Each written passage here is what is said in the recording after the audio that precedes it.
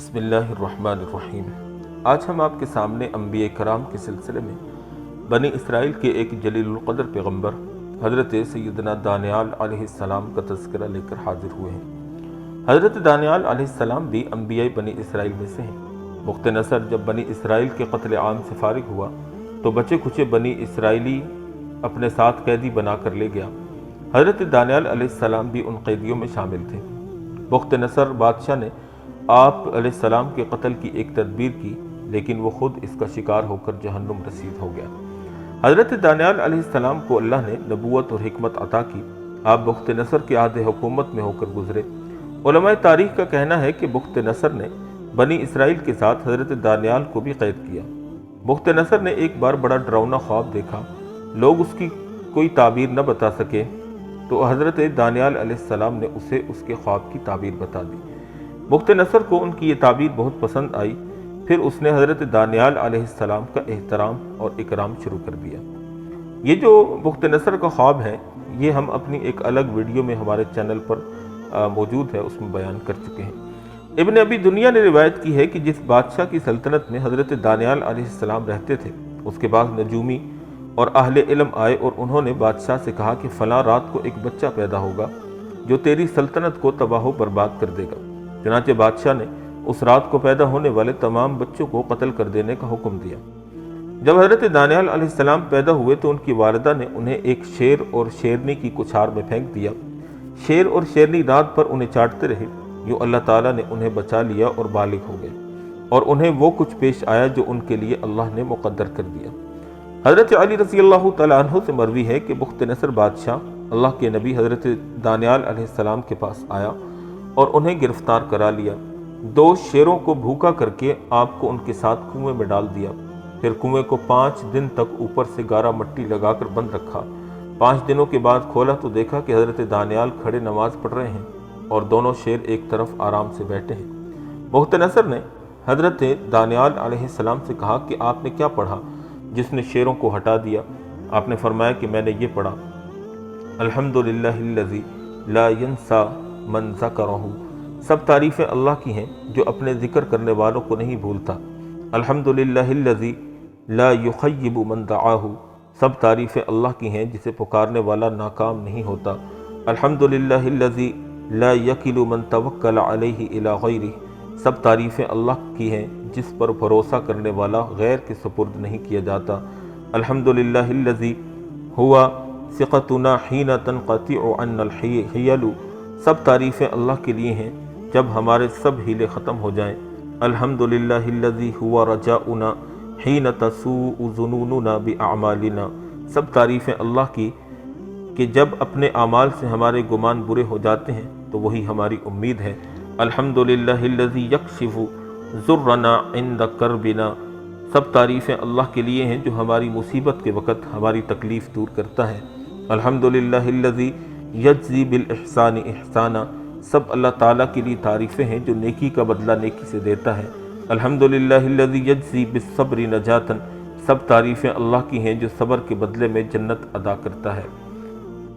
بخت نصر کا واقعہ بھی اس طرح ہوا کہ وہ خواب دیکھ کر بھول گیا جس میں نبی کریم صلی اللہ علیہ وسلم کی بعثت کی خبر دی گئی۔ بخت نصر نے یہ خواب اس وقت دیکھا جب اس نے بیت المقدس پر حملہ کر کے بنی اسرائیل کے بے شمار افراد کو گرفتار کر لیا، اور ان گرفتار افراد میں سے اس نے 1000 بچوں کو اپنے نگرانی میں رکھا تھا، جن میں حضرت دانیال علیہ السلام بھی شامل تھے۔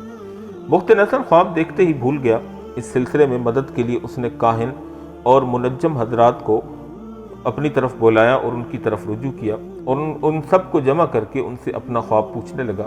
انہوں نے جواب دیا کہ ہم تو صرف خواب کی تعبیر بتا سکتے ہیں جب کوئی ہم سے اپنا خواب بیان کرے۔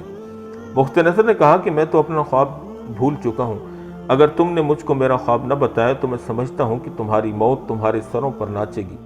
بخت نصر کی اس خطرناک دھمکی سے تمام کاہن اور جادوگر ڈر اور خوف میں مبتلا ہو گئے اور اس کے پاس سے گھبراتے ہوئے واپس لوٹے۔ پھر انہی میں سے ایک نے جا کر بخت نصر کو یہ خبر دی کہ ہمارے علم کے مطابق اگر کوئی شخص تمہارا خواب بیان کر سکتا ہے تو وہ صرف ایک اسرائیلی لڑکا ہے، وہی آپ کا خواب بیان کر سکتا ہے اور اس کا نام دانیال ہے۔ بخت نصر نے حضرت دانیال علیہ السلام کی حاضری کا حکم دیا اور ان سے اپنا خواب پوچھنے لگا۔ حضرت دانیال علیہ السلام نے فرمایا کہ اے بادشاہ، آپ مجھے 3 دن کی مہلت دیجیے، کیونکہ میں اپنے حقیقی مالک سے رجوع کر کے بتا سکتا ہوں۔ بخت نصر نے حضرت دانیال کو مہلت دے دی اور حضرت دانیال علیہ السلام عبادت و دعا میں مصروف ہو گئے۔ اللہ تعالیٰ نے وحی بھیجی اور بخت نصر کا خواب اور اس کی تعبیر کو ظاہر کر دیا۔ حضرت دانیال علیہ السلام بخت نصر کے پاس تشریف لائے اور فرمانے لگے کہ آپ نے یہ خواب دیکھا ہے کہ ایک پتھر کی مورتی ہے اور اس کے ہاتھ پاؤں مٹی کے اور رانیں پیتل کی بنی ہوئی ہیں اور اس کا پیٹ چاندی اور سینہ سونے کا ہے، مورتی کی گردن اور سر لوہے کا بنا ہوا ہے۔ اے بادشاہ، آپ نے اس مورتی و تصویر کو دیکھ کر بہت تعجب کا اظہار کیا۔ بخت نصر نے کہا کہ تم نے سچ کہا۔ پھر حضرت دانیال نے کہا کہ اس تصویر پر آسمان سے پتھر آ گرا اور اس کو ٹکڑے ٹکڑے کر دیا، اور اس کے بعد وہ پتھر اتنا بڑا ہو گیا کہ ساری دنیا میں پھیل گیا۔ حضرت دانیال علیہ السلام نے بادشاہ کو مخاطب کرتے ہوئے فرمایا کہ یہ وہ خواب ہے جس کو آپ بھول گئے تھے۔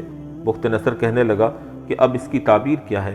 تو حضرت دانیال علیہ السلام نے فرمایا کہ وہ پتھر کی مورتی جس کو آپ نے خواب میں دیکھا ہے، یہ دنیا کے بادشاہ ہیں، جن میں سے بعض بادشاہ انتہائی قوت اور طاقت والے ہیں اور بعض بے بس اور کمزور۔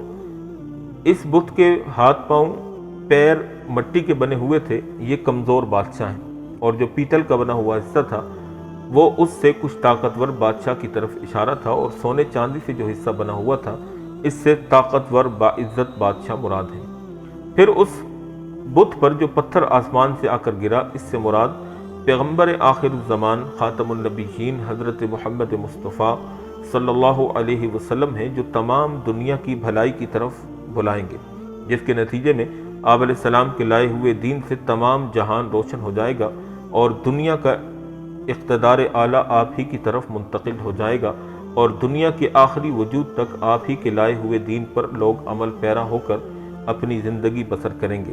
یہ سن کر بخت نصر انتہائی تعجب میں پڑ گیا، اور حضرت دانیال علیہ السلام کی قدر و منزلت اس کے دل میں پیدا ہو گئی، اور اس نے حضرت دانیال کو اپنے مقربین افراد میں شامل کر لیا۔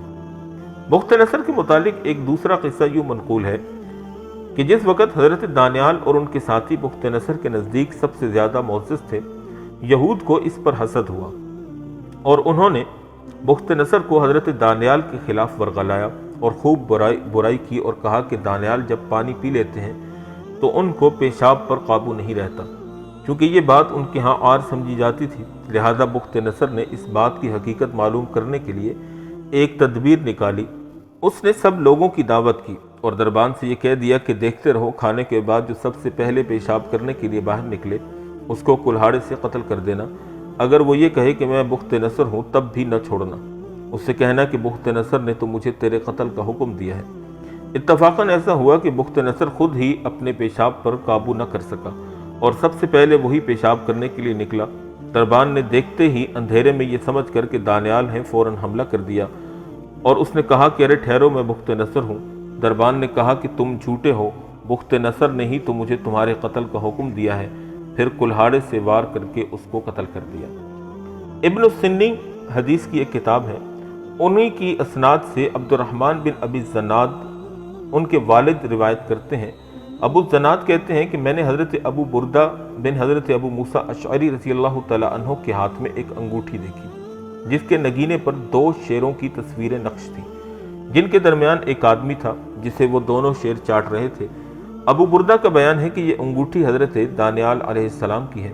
یہ انگوٹھی میرے والد حضرت ابو موسیٰ رضی اللہ تعالی عنہ کو حضرت دانیال علیہ السلام کی قبر کے پاس سے ملی تھی۔